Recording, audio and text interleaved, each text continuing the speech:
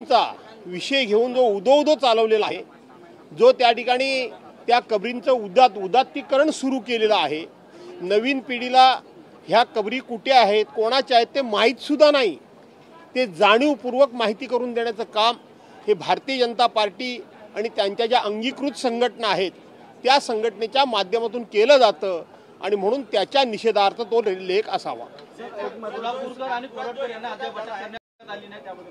असं आहे की कोरटकराचा जामीन हा कोर्टाने आता नाकारलेला, अटकपूर्व जामीन हा कोर्टानं त्या ठिकाणी नाकारलेला आहे आणि म्हणून कोरटकरांनी शिवाजी महाराजांचा अपमान केला, त्या ठिकाणी सोलापूरकरांनी शिवाजी महाराजांचा अपमान केला किंवा 5 पार्लमेंटमध्ये भाजपच्या खासदारानं खुलेआमपणे छत्रपती शिवाजी महाराजांची तुलना देशाचे पंतप्रधान नरेंद्र मोदींबरोबर करावी आणि ते भारतीय जनता पार्टीनं भूषणावं म्हणून टाळ्या वाजवावे, हसावं, याच्यातूनच छत्रपती शिवाजी महाराजांचा अपमान करायचा आणि औरंगजेबाचं उदात्तीकरण करायचं हा उद्योग या लोकांनी सुरू केलेला आहे। जाधव साहेब, काल तुम्ही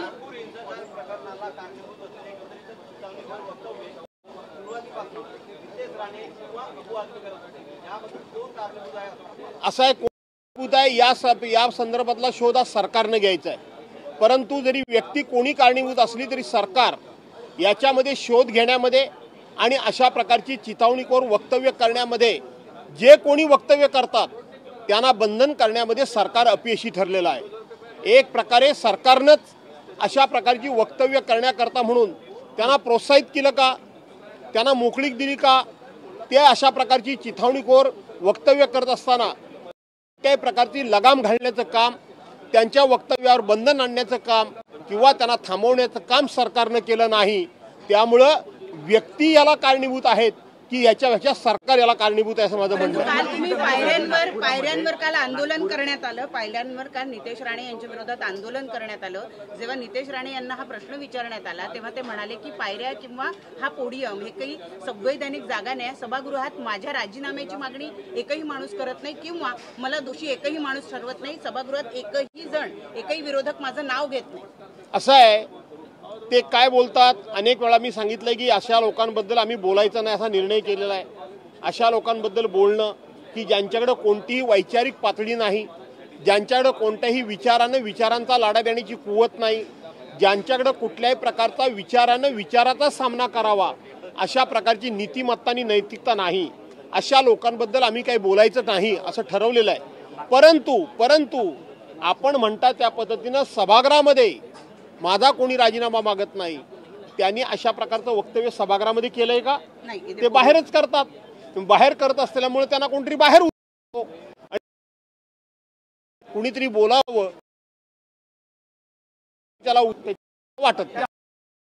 नागपूरचं जे प्रकरण आहे त्यात महिला पोलिसांचा विनयभंग झाल्याची धक्कादायक माहिती समोर आली, तर या घटनेत महिला कर्मचारी पोलीस कर्मचारी कामावर असताना असं आहे की पोलीस महिला कर्मचाऱ्यांचा विनयभंग ज्यांनी कुणी केला त्याचा शोध घेऊन त्यांना शिक्षा झालीच पाहिजे, ही माझी जाहीरपणे मागणी आहे। त्याचबरोबर पोलिसांवर कुणी हल्ले केले त्यांना सुद्धा शिक्षा झाली पाहिजे, परंतु अशा प्रकारचा महिला पोलिसांचा विनयभंग व्हावा, अशा प्रकारे पोलिसांच्यावर हल्ले व्हावेत, अशा प्रकारचं वातावरण निर्माण कुणी केलं, का केलं याचा सरकार शोध घेणार आहे की नाही हे सुद्धा बघितलं पाहिजे। गुन्हेगाराला जशी आपण शिक्षा देतो कारण त्यानं गुन्हा केलेला आहे, परंतु त्याला गुन्हाकाराला भाग कोण पाडतं, त्याला गुन्हाकाराला कोण लावतं, आणि म्हणून जेवढा गुन्हेगार याला शिक्षेस पात्र आहे, जेवढा दोषी आहे तेवढा गुन्हाकाराला लावणारे सुद्धा दोषी आहेत। आणि म्हणून सरकारनं समन्यायानं सर्वांना एकाच तराजूनं तोलून सरकार म्हणून त्या ठिकाणी अशा प्रकारचे जे कोणी दोषी असतील, प्रत्यक्षपणे हल्ले करणारे किंवा हल्ला करायला लावणारे, या सर्वांच्यावर समान कारवाई करावी अशी माझी मागणी आहे। तिसरा आठवडा आहे, विरोधी पक्षनेते पदाचा निर्णय अद्याप झालेला नाही।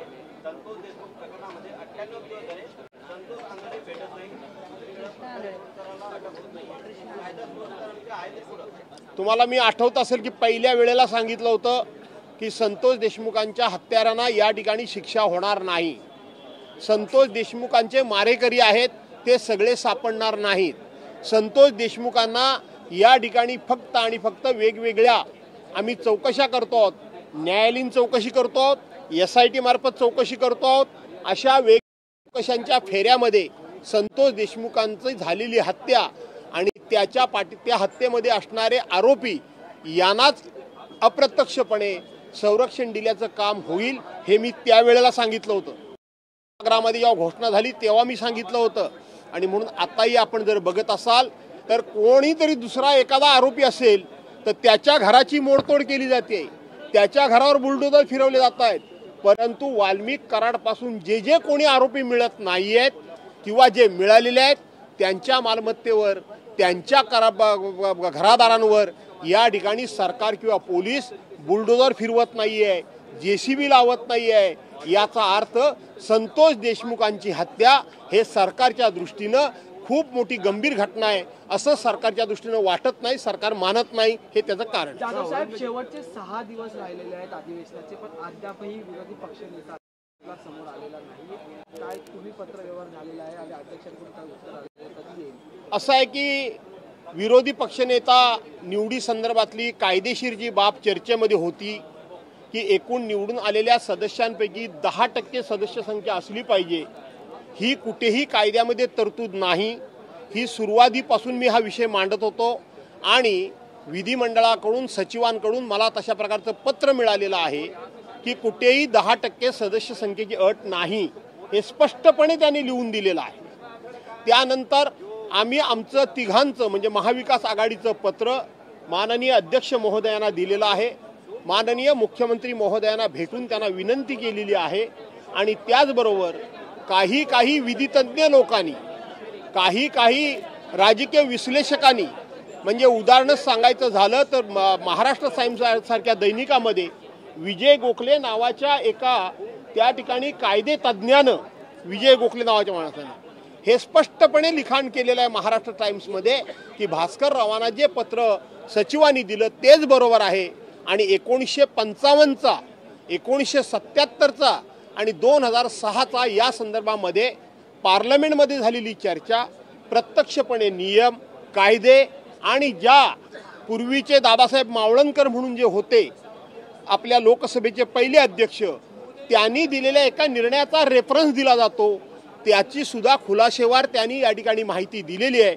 आणि त्या सगळ्याचा अर्थ असा आहे की शेवटी विरोधी पक्षनेतेपद द्यायला सरकारला आणि अध्यक्षांना आम्हाला कुठल्याही प्रकारची अडचण नाही, हे स्पष्ट झाले. आणि मी पहिल्या दिवशी सांगितलंय की माननीय देवेंद्र फडणवीस राज्याचे मुख्यमंत्री म्हणून संसदीय कार्यप्रणालीला महत्त्व देणार आहेत असं मी मानतो. लोकशाहीमध्ये छोटे की मोठे गट, छोटे घटक की मोठे घटक, संख्येनं जास्त की कमी हा आम्ही विचार करणार नाही, तर विरोधकांचा सुद्धा योग्य तो मान सन्मान ठेवून त्यांचे अधिकार आणि हक्क आम्ही शाबूत ठेवू असं देवेंद्र फडणवीसांनी सांगितलेलं आहे. त्यामुळं विधिमंडळाचं अधिवेशन संपण्याकरता 6 दिवस जरी शिल्लक की लोकशाहीची या ठिकाणी आणि ज्या पद्धतीनं काँग्रेस सरकारनं सुद्धा लोकशाहीची इब्रत, इज्जत आणि लोकशाहीचं महत्त्व अबाधित राखलं, त्याच पद्धतीनं सत्ताधारी पक्ष राखेल असा मला विश्वास आहे. मी सांगितलं ना, मला विश्वास आहे. धन्यवाद.